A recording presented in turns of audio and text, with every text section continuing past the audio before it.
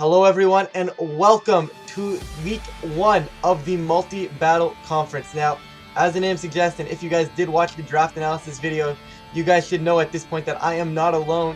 Fiona, why don't you introduce yourself? Hello everybody. And guys, it's week 1. I am very excited to just see what our team can do, you know? And we actually just finished playing this battle, so nice, so everything's still fresh in our mind. And I don't know, I am very excited for week 1 and what week 1 has to bring. Like, I think the first few weeks of a season in draft leagues really kind of dictate your, like, how you think about, what you think about the season and what you think about your draft, right? So we're looking for something really strong right now. And as you guys can see here, we are going up against Steve the Wizard and the Gooj, also known as Alex. And they are piloting the SoCal Skarmories for this league. So going to be a very good battle here. And I'm going to stop talking now and I'm going to let Fiona talk a bit about what our game plan kind of was going into this. So Fiona, why don't you go ahead? So looking at their team, they had a team of Lapras and Crocodile. G-Max Lapras, of course, and Crocodile. So we were thinking maybe Obstagoon plus Cinderace is a good idea, because if they make the mistake in trying to slow down our Cinderace with Intimidate, we just have Obstagoon get the Defiant boost and try to run them over that way. Yeah, for sure. It was also interesting to note that Cinderace was actually the fastest thing on the field. There was nothing they could really do to outspeed it outside of a Scarf. So Cinderace just being the fastest thing, being able to fight off Air Screams, Knuckles, fire moves, whatever move you really wanted it to fire off, it could have got it off, which I think going into week 1, I don't think I actually expected to actually get it off as good as it looks in this game is what I'm trying to say here. English is a hard language game. Very upset we were in the red corner, by the way. I just want to point that out, that blue is my favorite color, and I wish we were in the blue. Blue is your favorite color, our entire logo is red. Yeah!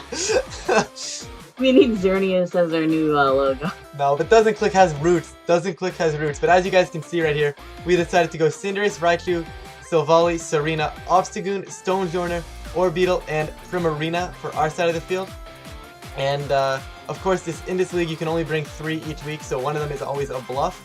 And I am going to point out the no item on Stonjourner before we hear about it in the comment section. They can't see the fact that we don't have an item on it, and since we had no intentions of bringing it, there was no need to commit an item to it on that slot. So there was no reason. Yeah. So we saw their team, and there was a lead we were worried about, but it wasn't an option. Yeah. So we decided to just stick with our main game plan of Obstagoon and Cinderace, and we just waited for them to lock in. And as you see, they are going to lock in right there. And of course, guys, we're going to, anytime we say like we were scared of something, we're probably not going to reveal it. Just in case we do end up playing these guys again in the playoffs, we don't want to give them any sort of intel or anything to be able to beat our team that wasn't revealed in the battle. So if it does seem like we're hiding stuff, it's probably because we are. Yeah. So they actually lead Miltank and Lucario, which is something I wasn't expecting personally at all. I definitely did not expect the Miltank. Like, it was one of those things while we were prepping for, I honestly didn't expect, and maybe that's what they were going for, just to lead something that we didn't expect, and so far so good if that was their gameplay. Yeah, so if you guys are unfamiliar to multi-battles, player 1 is always the one that gets Dynamax. It's similar to raid battles, where the Dynamax travels back and forth if you don't use it. But the intention for us was to make Ryan intentionally player 1 so we could have the option to max Cinderace immediately. Yeah, can never go wrong about the big bunny. And actually, we were kind of asleep here, guys. Asleep at the wheel, whatever you want to call it. We actually did not remember who their player 1 was. And I should have realized that it would just be the slot opposite of Cinderace, because that's how the game works. But I didn't think about that, so we were kind of concerned it would max Lucario here. But it's okay. It hopefully ends up working out anyways. Yeah, this is why I decided to lock close combat instead of knockoff. Just wanted to point that out there. There's something else to point out. Did you guys see how happy that Miltank looked? Like, that Miltank was just happy to be there. He was just like, yo, I am here. I am ready to go. I am alive. This is my game. He's here. Like, he was just so happy. Sorry, I couldn't pass up pointing that out. Seeing Big Bunny, it's very weird to see a regular Max Cinderace nowadays, because normally we play VGC and the G-Max one is generally better, unless you're using a Sun team or something. Same with the 604 HP. It's really weird at level 100 for sure. Yeah. But we were shocked to see Miltank Max. Like, well, I mean, we weren't shocked, but... It was kind of interesting. And at this point, I actually think I mentioned a potential weakness policy and a vacuum wave, which would have been very interesting to see. But thankfully, Lucario just going for the follow me right here. So, should be a clean knockout for us. So, we expected Max Strike to happen. We wanted to cover for that, so we decided to Airstream here. To, if the Miltank chooses to Max Strike us, we basically just get our speed back to neutral. Yep. So that we will never be slower than this thing. Exactly. That is the one advantage to having Cinderace being faster than everything on their side of the field. We are normally going to be able to get that fast move off, especially once we get to +1 with the Airstream, right? Like, they're not touching us even if they lower our speed. So, this was a misplay here, guys, but we had to, because since, like I said, we didn't know, we had to cover for the Dynamax Lucario there. So, we do lower our stats, and I thought for sure Obstagoon was going down here. But they decide to target Cinderace and not only bring our speeds back to neutral, so it really doesn't help them, but they also gave Gene Simmons's a Defiant boost. I love the way that came across. Funny typo. But that's great. That's the great thing about Defiant and competitive in these kind of things, especially Obstagoon. Like, that's another reason why I liked Obstagoon as a Pokemon, because Defiant, there's a lot of max moves that lower stats, so a lot of the time you might be getting that Defiant boost. But they're bringing Comfy here. And this is one of those things where it's like, we can't really allow them to get Trick Room up, right? So we kind of have to double the Comfy, as we actually see the Miltank go for a max guard right here. I'm going to see this Draining Kiss outside from this Comfy, going into Gene Simmons here, and we're going to eat that very well. Gene Simmons was definitely hungry, had that as a nice little afternoon snack. So we're going to turn into a steel type here, going for the max Steel Spike, as you do see the Babiri Berry, but that's this Babiri Berry does not matter. Very futile effort from that Babiri Berry there. So Comfy going down, and at this point, with the Miltank going for the max guard, we're safe. We still have our two lead Pokemon on the field, still have our boosts, and that one side is down to one last Pokemon now. So hopefully we can take it out in the next turn. Yeah, especially with multi-battles, generally, if a side has one Pokemon remaining, you want to bully that one, generally. That's the rule of thumb.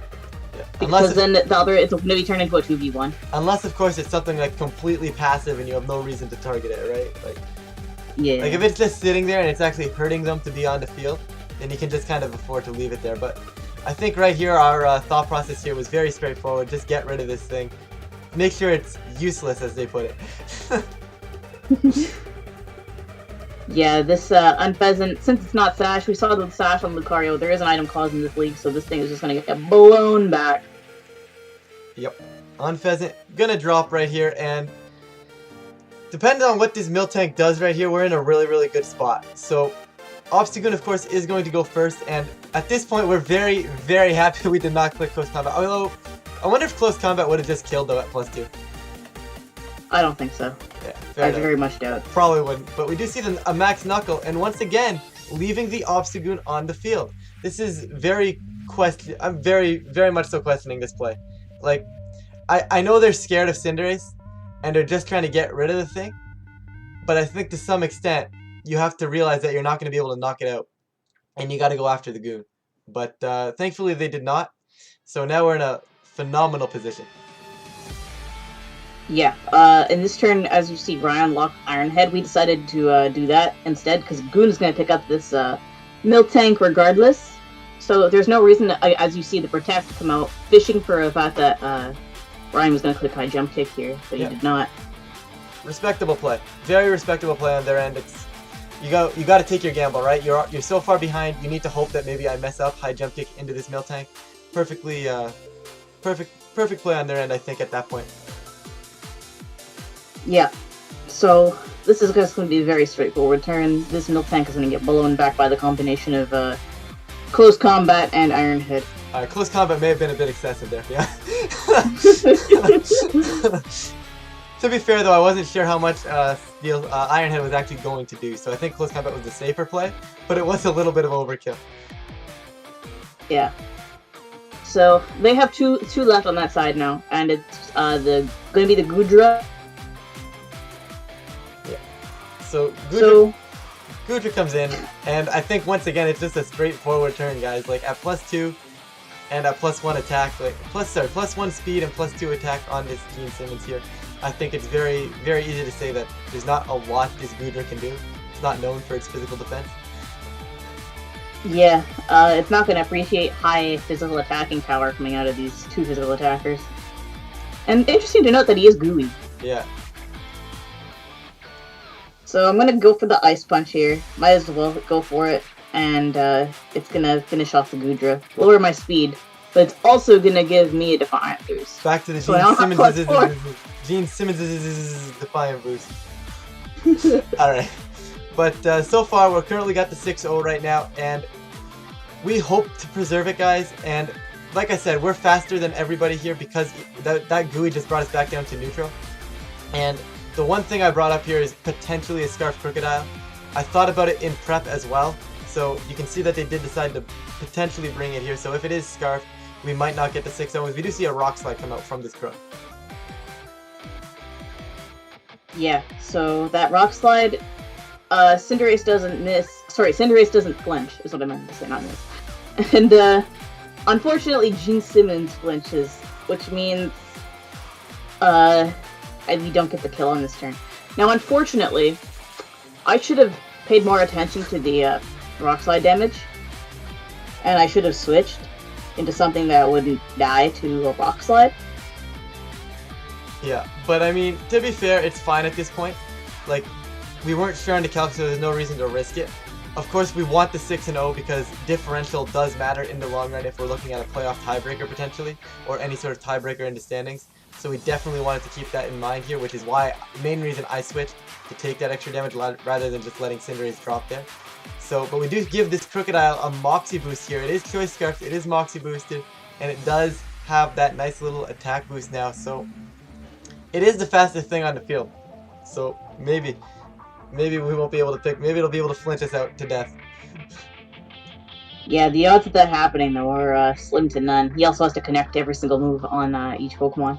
Yep, a very good point as well. So I think at this point we're just sitting here waiting to get that one last move off that's going to finish it off. The question is where, and looks like Transient here is able to put in the work and get the multi-attack off, and it does manage to pick up this Crocodile. So that's a big win, Fiona. 5-0. Big win over Steve and Alex here, so great game, of course. I think we definitely steamrolled early with the Cinderace. Definitely took huge advantage of that, and I think it was just too much for them to recover from. But definitely a great game, and I'm very content that we are 1-0, Fiona. Yeah, very good start to the league. Very strong start with the 5-0. Our game plan worked flawlessly. Yeah, and just before we end this one, guys, I am going to point out, normally this is uploaded, these battles will be uploaded every week. However, we have a bye week next week, so therefore there will be no upload of Multi-Battle League next week, and the upload will be the following week, back with week 3, where I believe we take on the Russian assets, but don't quote me on that, but we'll be back for then. Thank you guys so much for watching, and go Team Doesn't Click.